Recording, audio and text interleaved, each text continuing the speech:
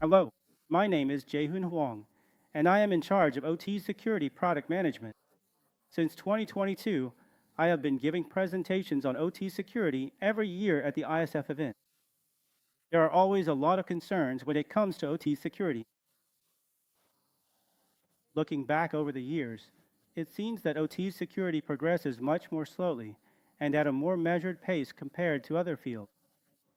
And honestly, while we want to further activate this area, actually applying it in the field is considered to be quite difficult. So, as I was preparing today's presentation, I decided to connect everything under the theme of a journey. In fact, while there is a strategic aspect to creating and completing security policies, I believe that, from the perspective of OT security, we need to approach it as a long-term journey. As I prepared today's presentation, I thought about what kind of guidance AhnLab could offer as a companion on this journey, and that's what I focused on for today. So, I'll start by talking about recent threat trends. Next, I'll discuss the direction we're heading in, and then I'll go over AhnLab's strategy in that order. It's been about 15 years since Stuxnet occurred in 2010. Although Stuxnet may seem like a very old attack, it's actually considered a pivotal event that marked a turning point in OT security threat. The attack techniques and methods used back then are still being used in much the same way, and as they continue to evolve, we can see that they increasingly threaten our current reality. There's something called Moore's Law. As you probably know, it refers to the advancement of technology where the number of transistors doubles every 2 years. And then there's Murphy's Law. If you combine technological advancement with Murphy's Law, you can explain that, at least from the negative side of security threats, bad things can get even worse. When we look at the effects that Stuxnet has had on us so far, we can see that ransomware is actually becoming very active in OT environments. And these days, a lot of ransomware is using cryptocurrency for ransom payment. Additionally, these days, with the increasing use of IoT and various other devices, we can see many cases where these advanced technologies and environments are being directly applied to OT environments as well. Lastly, I want to point out that, rather than just simple breaches or leaks of information, there are now many attacks driven by political or ideological issues, so-called hacktivism or attacks by organized groups motivated by group-related issues. First, I'd like to talk about some examples of attacks on critical infrastructure. In fact, when it comes to attacks on critical infrastructure, many cases are carried out by hacktivists or attack groups. So, as you know, these attacks frequently occur in countries like Ukraine, Saudi Arabia, and the United States, among others. And due to our geopolitical position, South Korea also sometimes becomes a target of such attacks. Now, I prepared two cases to discuss. One is an incident that occurred at a water treatment facility in the United States in November 2013.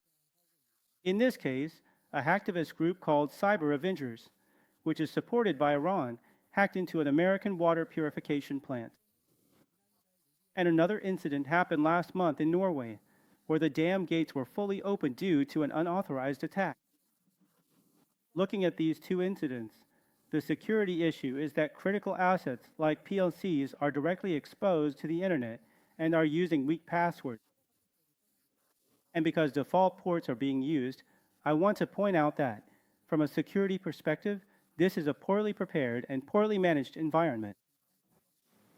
And if we look at domestic cases as well, in manufacturing environments, ransomware attacks are occurring frequently. This is an attack that happened last year.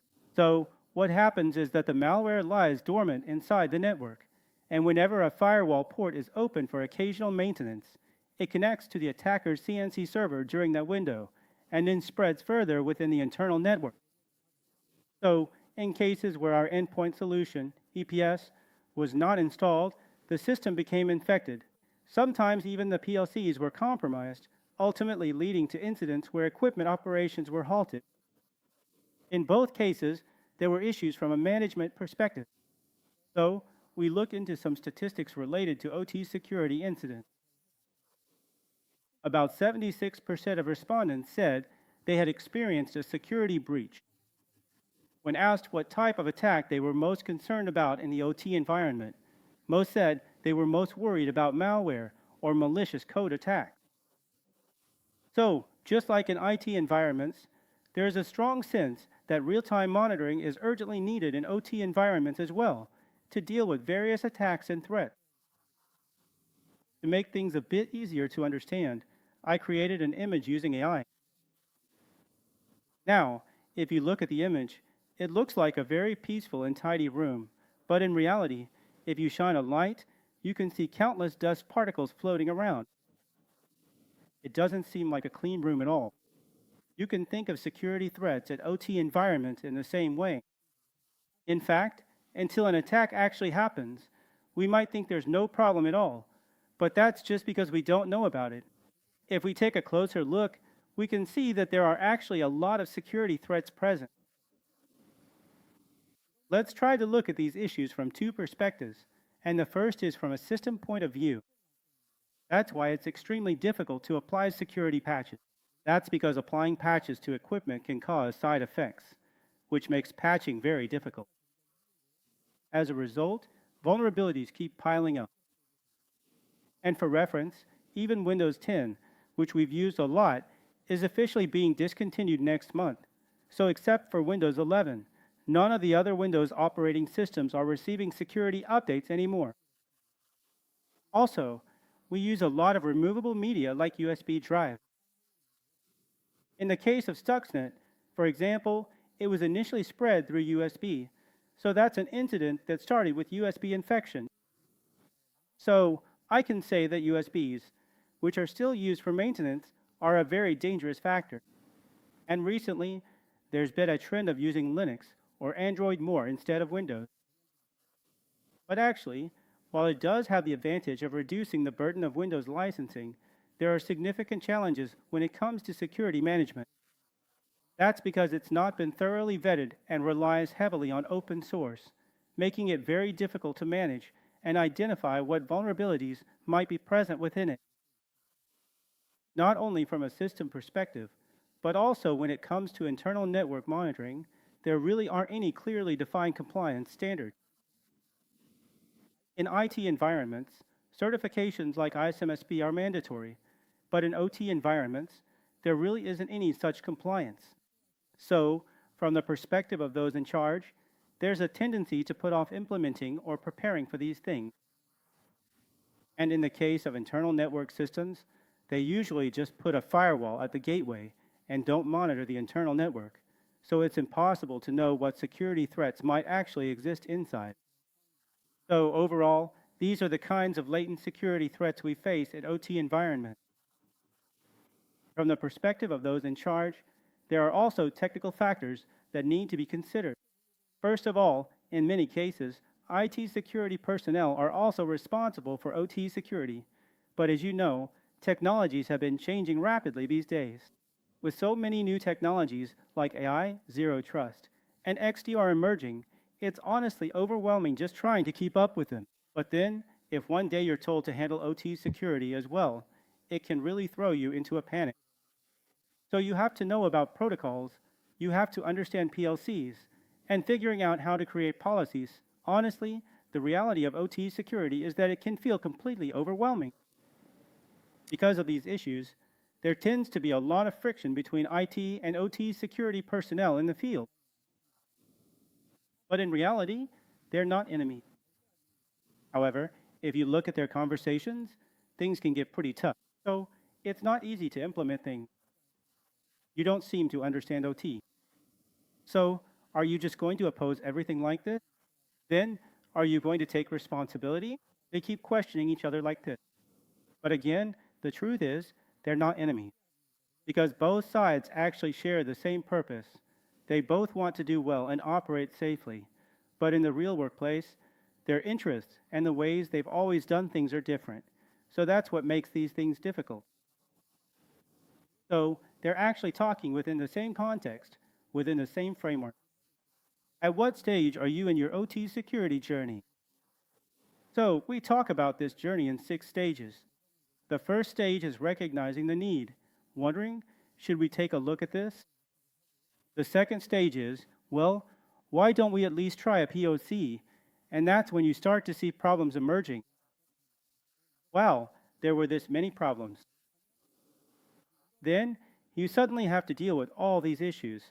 But since you don't know where to start, you decide to focus on high value assets first, putting out the biggest fires and handling the most urgent problems. And then new concerns start to arise. At this point, you start to wonder whether you should keep repeating this process or integrate it into your internal processes and optimize it.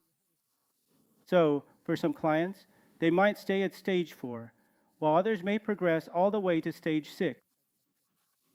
While preparing this presentation about the journey of OT security, I actually got some inspiration from a movie I like, Mission Impossible. The title of the presentation is Dead Reckoning, and some of you might be wondering what that actually means. If you look up the definition of dead reckoning, it refers to a navigation technique where, without any external reference point, like GPS, you solve problems based on past experience. That's what the term is about. It kind of reminds me of CPS security. So, in the field, even though we need to come up with the right and optimal strategies to complete this security journey, the reality is that it's not that easy. That's why many people think, let's just try doing it the way we've done it in the past, based on our previous experiences. Whether this is a mission possible or impossible is honestly something no one can guarantee, in my opinion. So, let me explain how AhnLab defines this part. Last year, AhnLab developed a security framework called CPS Plus. This framework covers the network, endpoint, and service areas comprehensively and includes 9 products, each as a functional module. These network, endpoint, and service areas are fundamental not only in OT, but also in IT security, and are essential for detection and response from a security perspective. Looking in detail, we're talking about things like visibility, detection, response, perimeter security, and integrity security. For the events that arise from these areas, we also want to link them with threat intelligence to gain additional analysis or content. Additionally, integrated monitoring needs to be performed, security operations should be included, and regular consulting assessments should be conducted so that these aspects can be continuously developed from a governance perspective. Ultimately, I want to emphasize that all of these things need to be considered in OT security as well. Actually, I didn't make this up. Now, although I talk a lot about OT security, if you look at global standards, there is the ISO/IEC 62443 standard. There is also the NIST SP 853 standard. These standards describe things like network architecture using the zone and conduit model, as well as various detection-oriented processes. When we develop our CPS Plus security framework, we also work hard to ensure that it aligns as closely as possible with these international global standards. Now, let me explain each part of the strategy we created in this way. First, let's talk about identification. Identification and visibility are the most important aspects. Whether it's IT security or OT security, the most important thing is deciding what exactly to apply security to. The preliminary step for this is identification. So, at first, using various methods, whether it's through the network or endpoints, we detect what assets exist, and then we identify what types of assets they are and what services they have. Next, we collect as much information as possible. After gathering all sorts of information, like what OS is being used, we manage it as an inventory and establish a baseline. Finally, we assess whether the assets we manage have any security risks or vulnerabilities. In fact, although the process is quite complex, it's already something that's being done in IT security, and I can say that only after going through this identification process can we move on to response or detection perspective. So, securing visibility is the most fundamental and starting point of a CPS security strategy. Now, let's take a look at a use case with a simple setup. First, I drew a simple diagram. I illustrated from level 2 to level 4. If we're managing the network like this, the first thing we can consider is using an OT-specific IDS product that analyzes mirrored network traffic in order to minimize the burden on availability. So, this involves analyzing traffic, identifying assets, and mapping out various topologies. And secondly, since anything related to endpoints requires extra caution, we use ultra-lightweight agents optimized for endpoints to collect information that can't be gathered from the network. In this way, both the network and endpoint axes are engaged. Ultimately, in OT, while many security companies talk about network-based approaches, as you may know, if even a small piece of information is missing from the traffic packets, you can't get the complete picture. That's why both the network and endpoint axes need to be integrated to obtain more accurate information. This way, you can provide the kind of visibility that allows you to comprehensively view the verify and in reach stages mentioned by CPL. So, what we at AhnLab are saying is that, in order to achieve this visibility, you need to secure broader and deeper visibility by integrating endpoints and networks. Only then can you build a proper CPS security strategy. Let me briefly share some product case studies. We have a dedicated OT network IDS product called XTD. It's a product designed for asset identification. With it, we can view various information such as managed and registered assets, protocol information, OS information, and a variety of list status details. And if you want to see more detailed information in the list, you can view information such as the manufacturer or type of the asset. And if you want to take a closer look at a specific asset, you can do so through the drill down feature. By doing this, as you can see, you can access various basic details, network and process information, and even detection information about different security threats originating from that asset. And now, in terms of visibility, the second most requested feature is actually related to topology.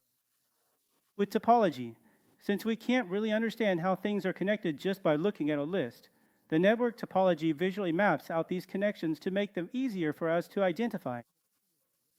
By looking at this topology, you can more easily see how assets are connected, where their status is, and which group or zone they belong to.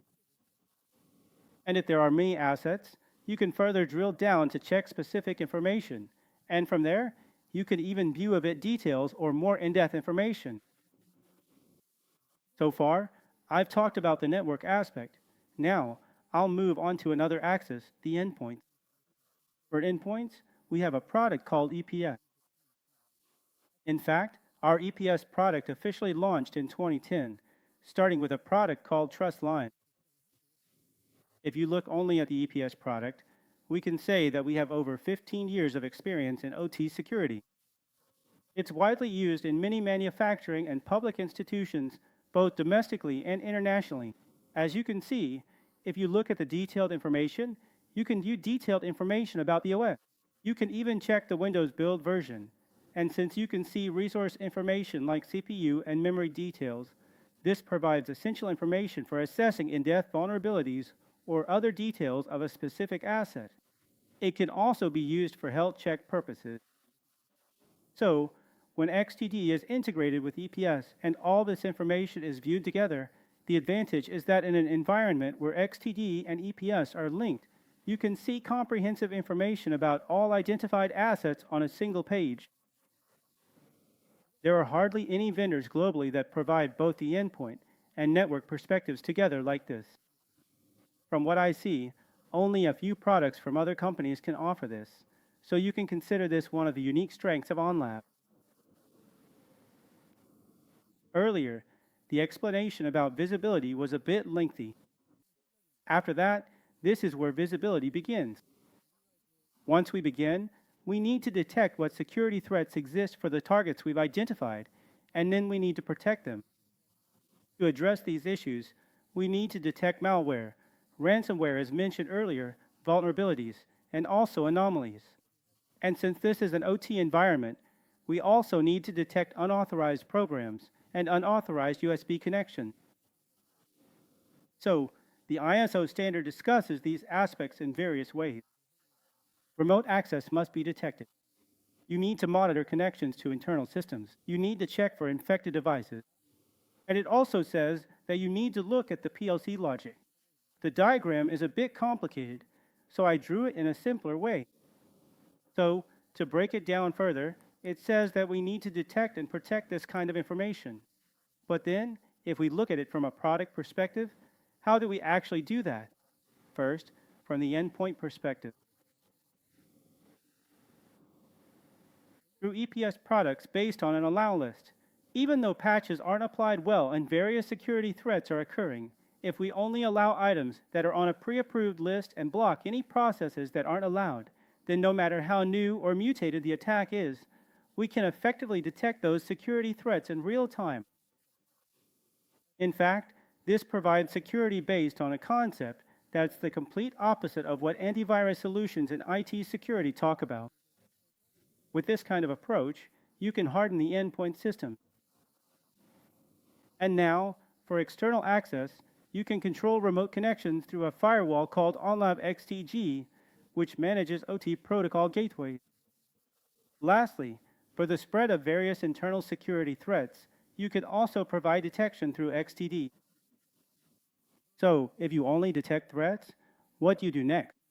So, the question of so what might remain, but the point that can address this is a portable antivirus solution called Scanner.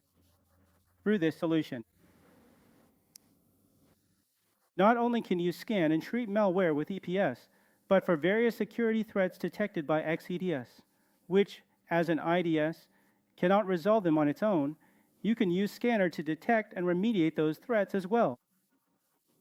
In fact, I want to emphasize that by using Scanner, you can create a very flexible combination, allowing you to respond effectively with ETS or Scanner, depending on the situation.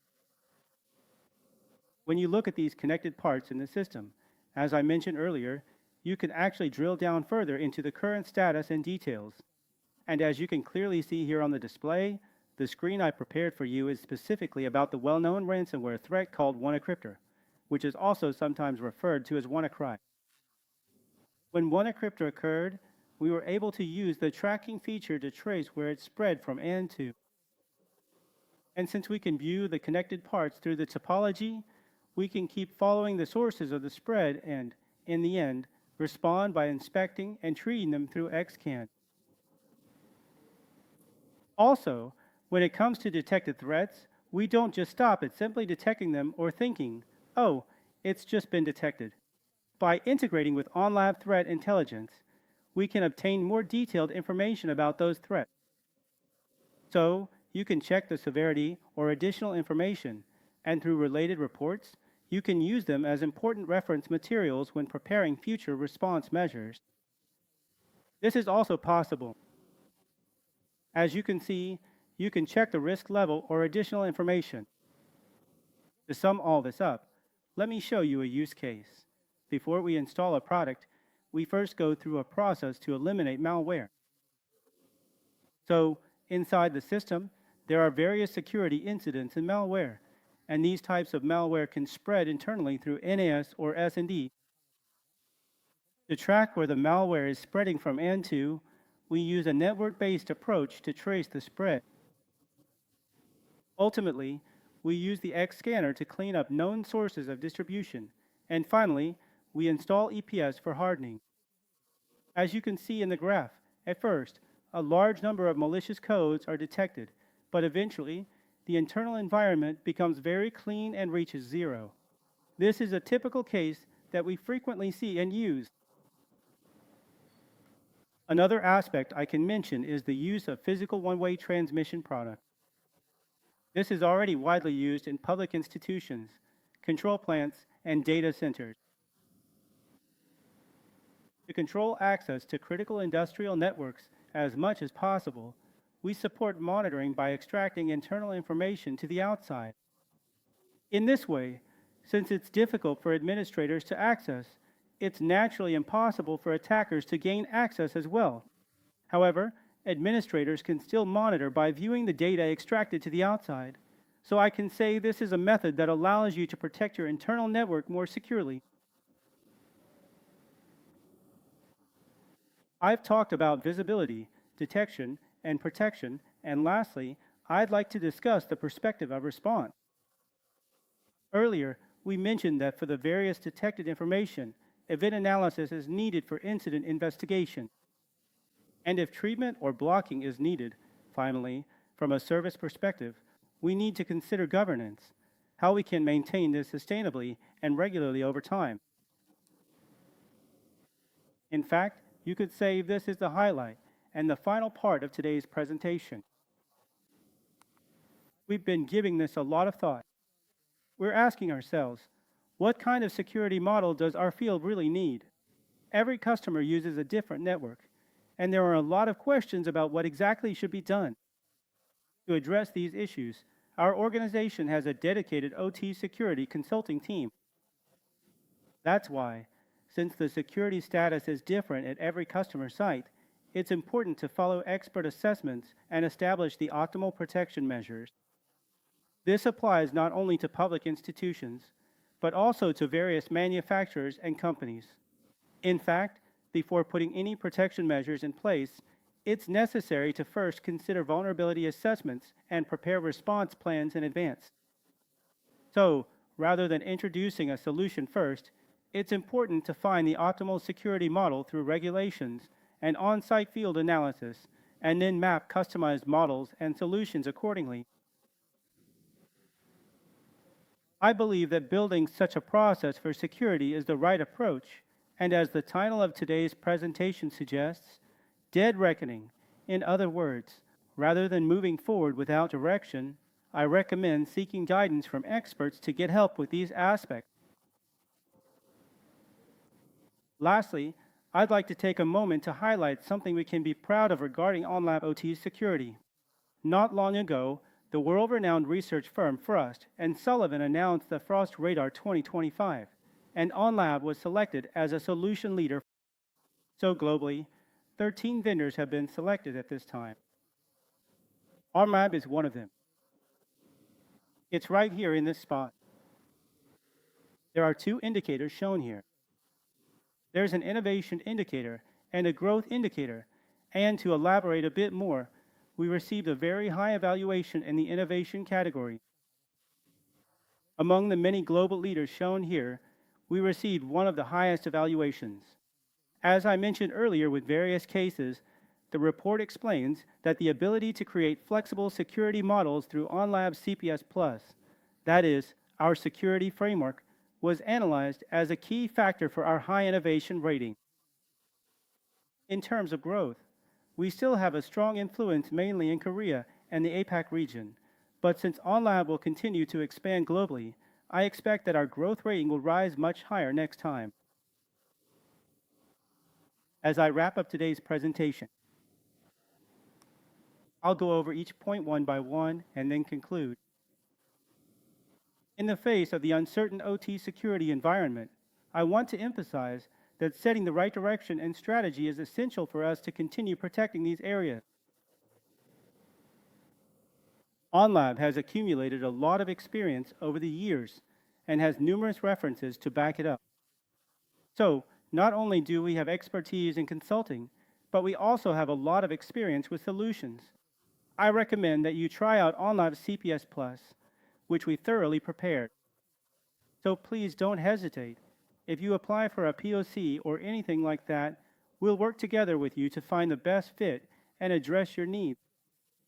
Because it's extremely difficult to achieve CPS security on its own, I want to emphasize that it's very important for customers and vendors to become partners and develop efficient strategies together. With that reminder, I will wrap up today's presentation. Thank you for your attention.